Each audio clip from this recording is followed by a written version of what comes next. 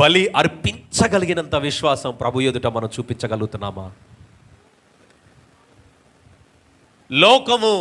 లోకంలో ఉన్న మనుషులు, నా వారు మరియు నా సమాజం వారు, నా కులం వారు ఎవ్వరేమనుకున్నా నా ప్రాణాలు తెగించి నేను ఇజ్రాయేలును కాపాడుతాను.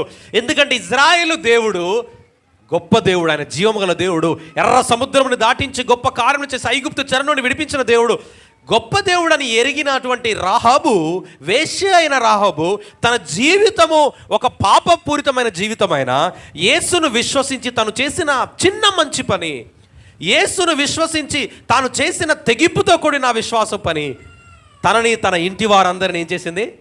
రక్షించి తన వంశంలో నుండి లోకరక్షకుడు వచ్చినట్లు ఆశీర్వదించింది. ఈరోజు నీ నా క్రియలో విశ్వాసంతో ప్రభువుని ఆధారం చేసుకోగలిగితే ఈరోజు దేవుడు చేసే కార్యాన్ని మనం చూడగలుగుతాం. ఆమేన్.